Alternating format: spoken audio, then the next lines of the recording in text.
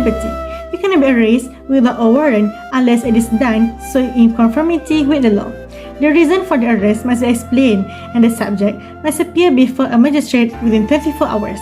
Because it is right to be appear in court, if this procedure is not followed, the individual may submit a right of habeas corpus with the High Court. The court may issue an order for the person immediate release if the judge is convinced that imprisonment was made improperly. Also, the person who is arrested has the right to be defended by a lawyer, but there is a limitation on this article, making it not absolute. The Malaysian government against with Law Wai Kong is the good example of this. Law Wai Kong worked in Australia. His passport had to be turned over to the authorities when he was charged with a crime. He applied for renewal but was denied because he was facing a criminal charge. Federal court was consulted in the matter. The case in issue was dismissed. According to the government, if the person is facing criminal charge, the government may take away his freedom. Next, for Article 10, discuss about freedom of speech, freedom of assembly, and freedom of association. This article provides that every citizen has the right to freedom of speech, to assemble peacefully, and to form an association.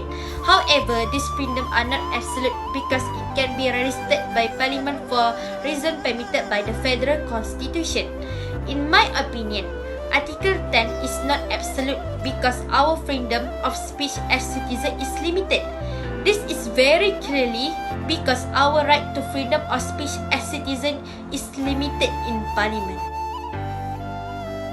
Assalamualaikum warahmatullahi wabarakatuh. My name is SYAHIRAH binti SAHRAN and I will explain about Article 11. Every person has right to profess and practice religion.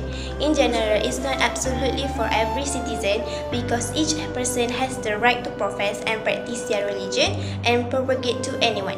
However, law may be passed to control or restrict the propagation of any religion, belief among those professing the religion Islam. So we need to respect and no discrimination to other religion. Each religious organization is free to carry out its own religious activities, establish and manage religious organization, including acquire and manage property. A person cannot be made to pay taxes if the money is going to be used for a religion that is not their own. The practice of religion must also not disturb peace and must not negatively impact public order, public health or moral, according to Article 3 and 5 respectively. However, this article is not absolute.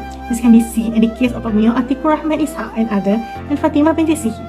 Mia Atikullah and two other students were wearing turban as part of their uniform. They were argued repeatedly not to wear turban to school, yet they insist on doing so. The headmistress consequently dismissed them from school. The plaintiffs stated in court that the headmistress' action had violated their right to practice their freedom of religion and that wearing a turban is an essential element of Islamic tradition. But their case was dismissed. It is because the federal court opined that the school rule to banning the wearing of turban do not violate Article 11 of the Federal Constitution, and wearing turban is not part of property practice because Arab also wear turban. Assalamualaikum. I would explain about Article 12, respect of education without discrimination. In general, education is absolutely for citizens without discriminate of religion, race, descent, or place of birth. Education is very important to gain knowledge and being educated person. In this context, what discrimination in education is?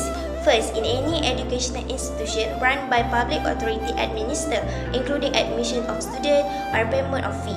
Second, in any public authority money is used, such as maintenance of student. In addition, a person is not required to learn or take part in act or worship of other religion, just stick to own religion. Each religious group also can establish or provide the education in own religion. Next, under Act 505 Administration of Islamic Law, Federal Territories Act 1993 and Part 5, Religious Education, Section 97, the Mazhar should have a power to register Islamic religious school in the federal territories. So, federal or any state government can set up Islamic institution. For example, in Malaysia, we have religious high school, elementary, religious school. So, the parents feel free to send their children to any school without any issue.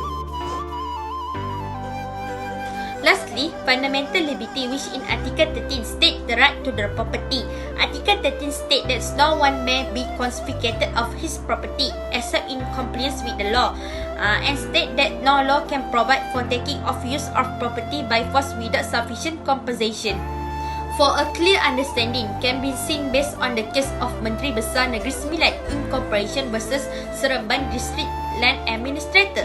It is clear that PBN can take land for itself for certain purposes such as economic development. Through this case, it is clear that there is not term of absolute control to individual against their land, because their right can be taken in the sense of development by the state's authority. This matter is clearly not absolute because it negates the right to individual property.